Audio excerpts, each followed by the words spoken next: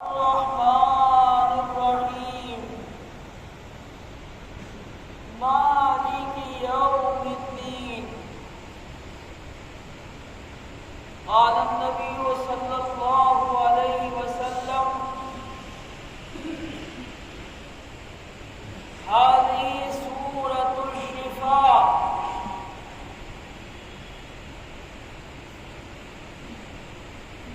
شفاء للناس. علينا أن نقرأ القرآن الكريم في هذه الأوضاع الراهنة.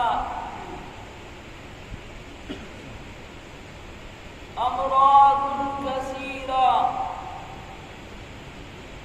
وأموات كثيرة.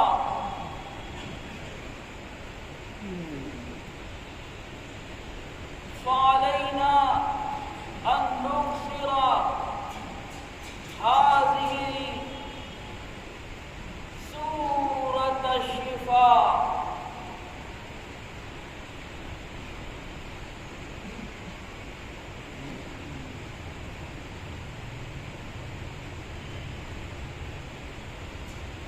اللہ رب العزت کے دست قدرت میں ہے ہر طاقت اسی کے قبضے میں ہے، ہر نقصان اور ہر فائدہ اسی کے قبضے میں ہے، بیماری اور اسی کے قبضے میں ہے شفا. بیماری بھی اسی کے حکم سے ہے اور شفا بھی اسی کے کرم سے ہے. دنیا میں اسباب کچھ بھی ہو لیکن اس کے پیچھے اللہ کا حکم چھپا ہوا ہے. کس نے اتنی بارش برسائی، کس نے بادل بھیجے، کس نے ہوائیں چلائیں، کس نے اتنا پانی پیدا کیا کہ گھر گھر پانی بھر گیا. اس پانی سے کیڑے پیدا ہوئے، اس سے بیماریاں پیدا ہوئی. یہ سب اللہ کی قدرت کے کرشمے ہیں. خدا اپنے بندوں کو یہ دکھاتا ہے کہ زمین پہ آباد ہونے والوں، تم کتنی ہی مادیت اور ترقی کر لو، لیکن جب اللہ کا فیصلہ آئے گا تو تمہاری ساری طاقت ایسی ہی دھری رہ جائے گی. کس نے بچا لیا؟ کس نے روک لیا بارش کے برسنے کو؟ کہاں گئی دنیا والوں کی طاقت؟ کوئی بارش روک سکتا ہے؟ کوئی زلزلے روک سکتا ہے؟ کوئی آسمان سے گرنے والی بجلیاں روک سکتا ہے؟ یہ جو مادیت کے اندر انسان ڈوبا ہوا ہے، ذرا وہ اس سے باہر نکل کر دیکھے کہ اللہ کی قدرت اس کی طاقت سے کہیں زیادہ بڑی ہے. تم نے سب دن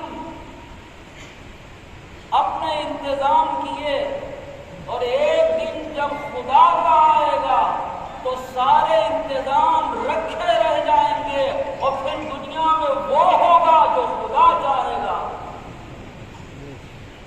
اس کا مطلب یہ ہے کہ ہم ذرا اللہ کو یاد بھی کریں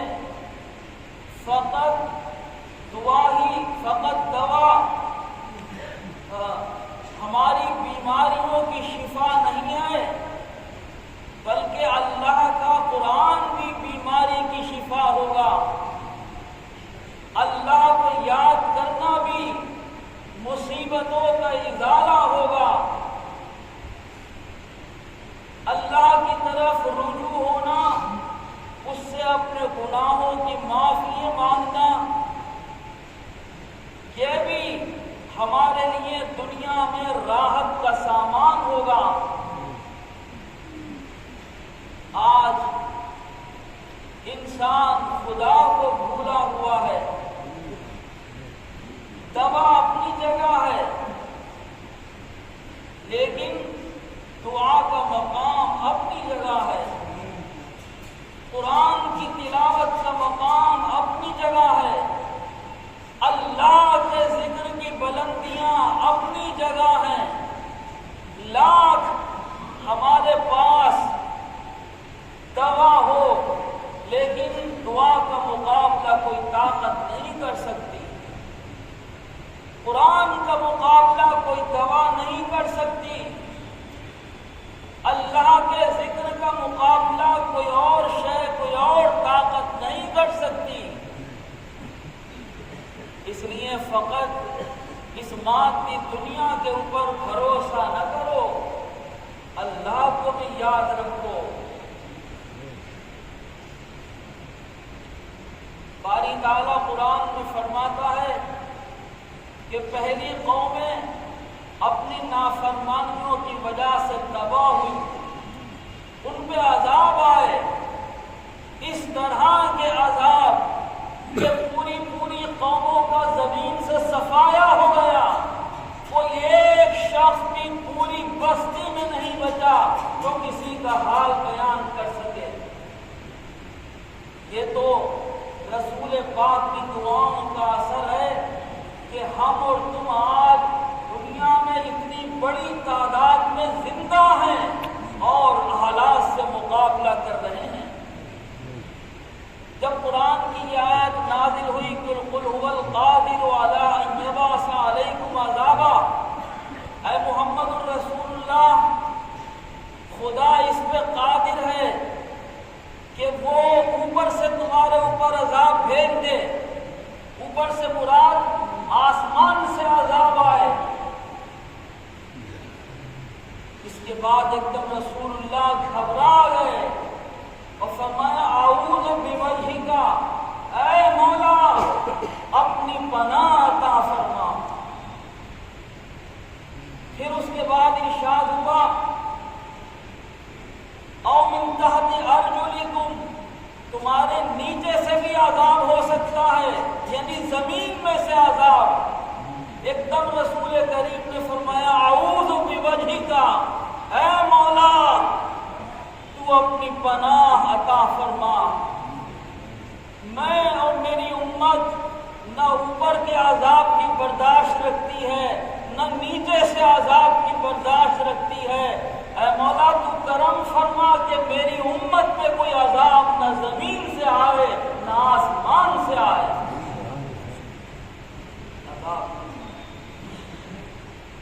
مگر فیصلہ یہ ہوا کہ کچھ نہ کچھ ہم تمہیں جھلوڑتے رہیں گے، تو بیماریوں کی شکل میں آیا۔ ذرا انسان ہوشیار رہے، خدا کو نہ بھولے، وہ اپنے صبح و شام کا محاسبہ کرے، کتنی بار نماز پڑھی، دن میں کتنی بار خدا کو یاد کیا، کتنا وقت اللہ کی یاد میں صرف ہوا، کتنا دنیا کے کاموں میں صرف ہوا۔ یہ 24 گھنٹے کا کوئی حساب ہے؟ ایک بزرگ تھے، انہوں نے 8 گھنٹے عبادت کی، 8 گھنٹے دنیا کے کام کیے، 8 گھنٹے تک انہوں نے کمایا، 24 گھنٹے کو تقسیم کر دیا 8 گھنٹے عبادت میں۔ اب کون عبادت کرتا؟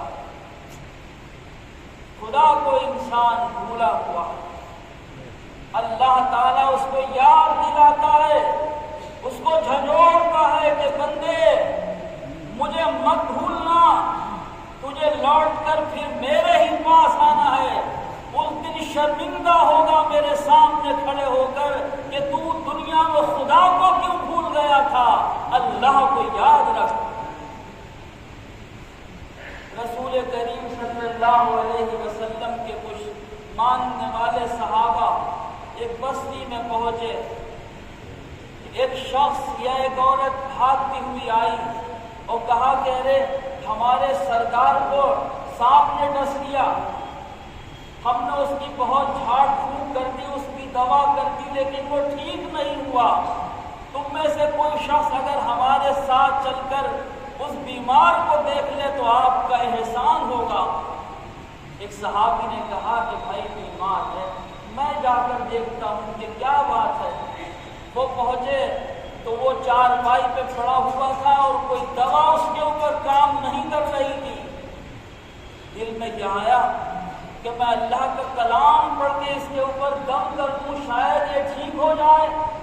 الحمد شریف پڑھ دی، الحمدللہ رب العالمین، تمام تعریف اللہ کی ہے جو عالم کا پالنے والا ہے، جو رحمان ہے، جو رحیم ہے، جو قیامت کے دن کا مالک ہے۔ یہ پڑھا اور اس کے اوپر دم کر دیا۔ تھوڑی دیر کے بعد وہ ٹھیک ہو گیا، جو نہ کسی دوا سے ٹھیک ہوا، نہ کسی تریاق سے ٹھیک ہوا، نہ کسی جھاڑ پھونک سے صحیح ہوا، وہ اللہ کے کلام سے شفا یاب ہوا۔ 30 بکریاں انعام میں ملی، ان کا سردار پوری بستی کا قوم کا مکھیا وہ ٹھیک ہو گیا۔ 30 بکریاں انہوں نے انعام میں دے دی کہ یہ تحفہ آپ لے جائیں ہماری طرف سے، آپ نے ہمارے بیمار کو ٹھیک کر دیا۔ بکریاں لے لی، مگر لوگوں نے کہا کہ ہمارے لیے جائز ہوگی یا نہیں ہوگی؟ ہم اگر اس وقت اس کو ذبح کر کے پکا کر کھا لیں تو ہمیں یہ معلوم نہیں ہے کہ یہ ٹھیک ہوگا یا نہیں۔ پہلے رسول کریم سے ہم جا کر یہ معلوم کریں کہ یہ کھانا جائز ہوگا یا نہیں ہوگا۔ حضور کے پاس تشریف لے گئے، یا رسول اللہ آج فلاں بستی میں یہ واقعہ ہوا۔ تو آپ نے فرمایا ارے یہ بتا کہ تجھے یہ کیسے معلوم کہ سورہ الحمد کے اندر شفا ہے؟ عرض کیا یا رسول اللہ میں نے تو خدا کا نام سمجھ کے پڑھ کر پھونکا، باری تعالیٰ نے اس کو شفا عطا فرما دی۔ فرمایا ایک بکری ہمارے لیے بھی رکھ دینا، اس میں سے یہ اللہ کے نام کا صلہ ہے۔ یہ فرمایا سورہ الحمد میں شفا ہے، کوئی اس کو پڑھ کر دم، بیماریوں کا سیلاب ہے، جس سے پوچھو وہ بیمار، کوئی کسی طرح بیمار ہے، کوئی کسی طرح۔ یہ آفت جو ہے یہ بیماری وبا بن گئی ہے، یہ عذاب بن گیا اللہ کا۔ جب کوئی بیماری اتنی عام ہو جائے کہ وہ وبا ہو جائے، وہ عذاب بن جائے، تو پھر لوگوں کو چاہیے کہ وہ اللہ کی طرف رجوع ہوں، خدا سے دعا مانگے اور خدا کے کلام کا سہارا لیں۔ اللہ بیماروں کو شفا عطا فرمائے اور یہ وبا ہماری دنیا سے دور فرمائے۔ وفقنی اللہ لسلوکی علی الصراط المستقیم۔